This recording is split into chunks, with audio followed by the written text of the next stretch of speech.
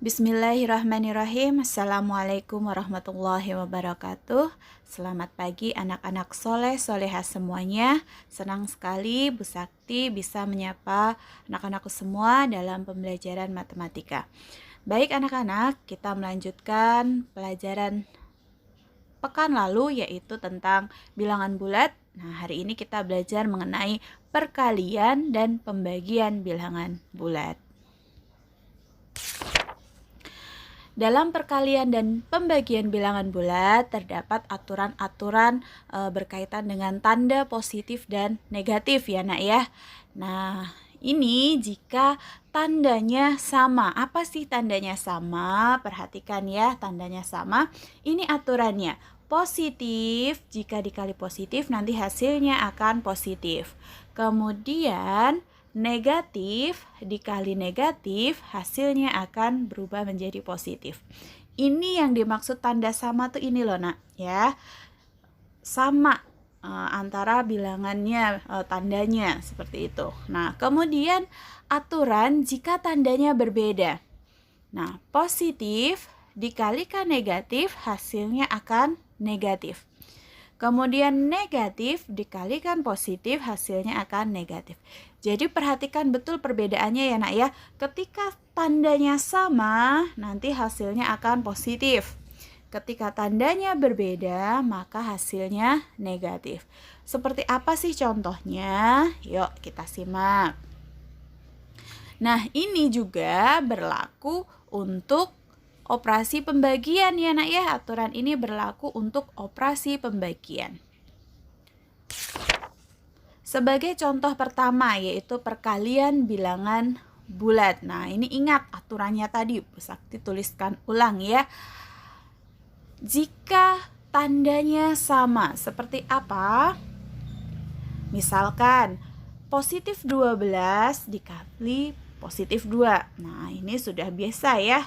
Ingat tadi positif dikali positif hasilnya pasti juga positif 24. Kemudian negatif 12 dikali negatif 2. Nah ini sama tandanya sama-sama negatif. Maka hasilnya akan menjadi positif. Jadi negatif 12 dikali negatif 2 hasilnya positif 24. Kemudian contoh yang tandanya berbeda. Nah misalkan 12 dikali negatif 2. Perhatikan di sini, yang satu positif 12, satu negatif 2. Nah, ini sudah pasti hasilnya akan negatif. Tinggal dikalikan ya, negatif 24. Nah, yang contoh yang terakhir, negatif 12 dikali 2. Yang satu negatif, yang satu positif. Hasilnya sudah pasti negatif. Negatif 24. Jadi untuk perkalian bilangan bulat cukup mengingat aturan ini saja nak. Ketika tandanya sama, maka hasilnya positif. Jika tandanya berbeda, maka hasilnya negatif.